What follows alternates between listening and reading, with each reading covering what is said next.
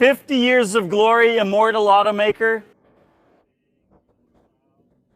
You'll have to pay royal to leave for Gremio, a Fiat, but the fact is we're here at the Betim complex to celebrate Fiat's 50th anniversary, right? It arrived in Brazil in 1976, a very rich history. And everyone from my generation and before, those who are in their 30s, 40s and up, have a lot of stories with the manufacturers that were in Brazil in the 70s, 80s and 90s, right? Basically, we're talking about Fiat, which arrived later and is the youngest of that group, Volkswagen, Ford and GM. So even though my family has historically been more Volkswagen fans, I also have a lot of stories with Fiat, a lot of memories. Let's discuss current topics before moving on to memories. To celebrate its 50 years here, Fiat launched a 50-year special series for the Toro and Fastback. You know how it is, right? The seats have aesthetic details, and when you activate the animation, there are also small dashboard details. On the outside, you can also see the little green details on the Fastback, both versions based on the mild hybrids. But let's take a walk down memory lane so we can tell a bit of Fiat's history in Brazil. It reached Belo Horizonte, part of that whole nation-building mindset, right?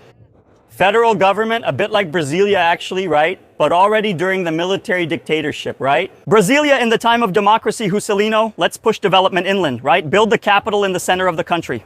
Fiat was something similar. The government really wanted to bring a car manufacturer inland to take the focus away from São Paulo, right? From the national automotive industry, and gave a lot of benefits, a lot of incentives, including investment, right? The government of Minas Gerais was a partner of Fiat in the beginning, was a partner for 10 years. A lot of people don't remember that. Yeah, and then the brand started. Let's go in order, okay? Following the approach that Fiat had in European markets, right? Very focused on small cars, urban cars, right? Low-cost cars, practical mobility. The great icon, right? The first one, here it is, the first national project, Fiat 147, which brought a lot of things, right? It's still not very common for the Brazilian market, right? Front wheel drive, this very compact car packaging, transverse engine. Wheelbase, right? Very short, very inclined steering wheel. I don't have much history with the 147, I saw it a little later. And then the Fiat owning families during my school years in the 80s, it was very common to have a Premio, which had the biggest trunk among Brazilian sedans at the time, or an Elba, right? Which was the station wagon version that had the biggest trunk of all. I rode a lot in Premio, Elba, and Uno from this generation here. And then, moving more towards the enthusiast side, there's another very remarkable car here. Bom, shi, bom, shi, bom. Well, everyone already knows the reason here. Do you remember this little song? I can't see Schumacher's style without having this song pop into my mind. The hydraulic problem, the engine that overheats. This is unit 001 of the Schumacher style, which Fiat preserved, right? With the Abarth wheels. Calling it Schumacher style was a big marketing exercise, wasn't it? Basically taking the aesthetics of the Abarth style, which was the most desired, most powerful sports car in Brazil, right? With a 5-cylinder engine, 167 horsepower.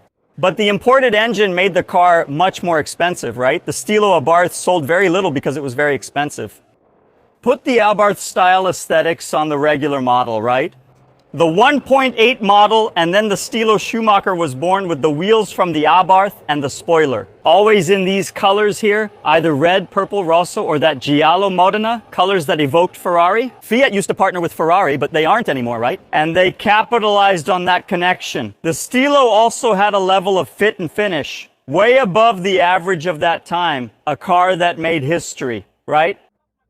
The sky window roof here is known for causing a bit of a headache with maintenance, but it's the first panoramic roof, right? It was the first solution they found to make a roof that opened all the way to the back seat, right? Giving that lighting, right? Filling the cabin with light. And this car here, preserved unit 001, is signed right here, look. First by the German, right? Then by the German's teammate, and also by the team chief, Jean Todt. But the car I was talking about before, right, the one that really got my teenage heart racing, is the Uno Turbo, right, which coincidentally was the first turbo mass-produced in Brazil, right, made for the public. It was a time when cars here, our market was just opening up, right, so the regular cars in the Brazilian market had little power. That was very common. You who are young probably don't know this, but in the Brazilian market back in the 80s, there were turbo shops, right? Private tuning companies. They sold turbo kits for various cars to actually give them some kind of performance, because in that closed Brazilian market, very few cars really had interesting performance. And then it was common for you to put an aftermarket turbo, right? The Uno turbo with that Italian setup as well. A 1.4 liter engine which was sold in the European market, right? It was the first factory turbo in Brazil. 118 horsepower, about 123 pound-feet of torque, a very light car, right? So 0 to 100 in under 10 seconds. 9.2, it was something else, which was a real luxury at the time. This one even has the Abarth logo, which isn't original. This car is privately owned, right? You can see it's not as much of a show car as the Schumacher model. That one over there is in much better condition. The turbo is actually funny, right? It's a car that doesn't have the same status as a Gol GTI or even an Escort XR3 in the neoclassic market. But like I was saying, right, for those who lived in Brazil in the 80s and 90s, you have stories about these cars because the variety of models wasn't that big, right? My uncle John Joe, who has appeared on the channel several times, had a Tempra Oro, which I still say today. Actually, he had a Tempra style, right? But that was him. Even so, with the black bumper and the lower part painted, that was really trendy in the 90s. It was a status symbol to have the lower half of the bumper painted in the color of the car and not all black. Yeah, but it's the only car I've ever seen parked in a space smaller than the car itself. My uncle John Joe put the Tempra style in an Abarth, pulled off one of history's most impressive parallel parks, and even lifted the car. Right, if we compare it with the Versailles, Santana, or even the Monza itself, which were the main competitors at the time, they were just refreshes of older projects, right? The Tempra came with an all-new design, way ahead of its main competitors at the time. Check control. This was a luxury feature, right? The manufacturer would list it among the car's features. It had check control, a tachometer, manual transmission, a 2-liter engine, the Tempra, legendary, right? Fiat has this DNA of innovation, right? Historically in our market, right? We mentioned the Uno turbo, the first turbo. The Tempra was the first 16-valve engine, right? Sold on a large scale in Brazil. So much so that it was the Tempra 16-valve that was the model, right? It was proudly displayed here on the body, the fact that the cylinder heads had 4 valves per cylinder, right here, look. Tempra 16 valve, there was a variant, right? When the Tempra had already passed its peak, I saw a few times on the street some stickers, right? People would put stickers saying Tempra does it all.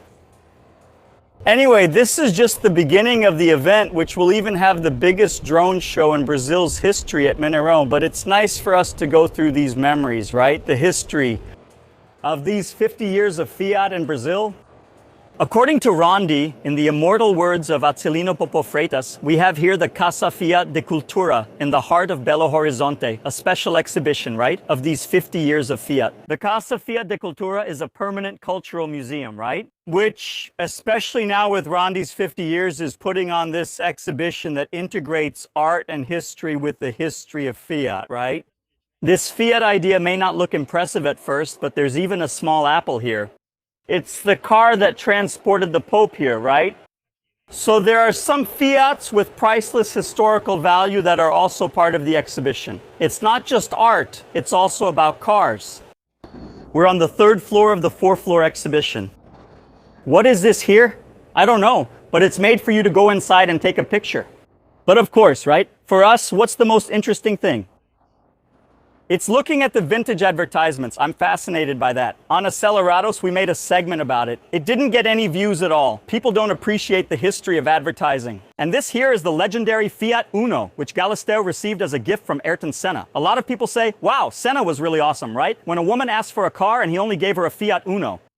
Anyway, gender issues aside, obviously Adriani kept this car, right, with all the care. It has an inestimable historical value. And it's another star of the exhibition here. I have to say, the left headlight is a bit loose here, Adriani. Let's tighten those screws up. But it's one of the few road car links to Ayrton that are still left there. Besides that, we also have the Audis, the NSX, but you can count on one hand what's left. The curation here is really impeccable. A visit, I would say, is a must for any car fan, art fan, or history fan. It even reminds me a bit of Kardec's exhibition, the way it's integrated, right? And here it's kind of a little jab from Fiat at VW, right? Because during Brazil's 5th World Cup win, Fiat was the sponsor of the Brazilian national team, right? So the car here is signed by all the players from Brazil's 5th World Cup winning team, right? Ronaldinho, Cafu, Roque Jr., Kleberson, and so on. It was a paleo weekend at the time. Fiat can brag about it, since it's still the last car manufacturer to be world champion alongside the Brazilian national team. And of course, being part of the whole story, talking about Brazil is talking about soccer, right? Like I said, the way the narrative is integrated here is really something out of this world. The paleo weekend looks cute. I would still do this green and yellow gradient paint job today. Well, guys, we missed the end of the video, right? The so-called biggest drone show in the history of Latin America. There it is. Let's enjoy it a little. Leave a like on this video, subscribe to the channel, you know, all that stuff. But yeah, the drone show is really cool.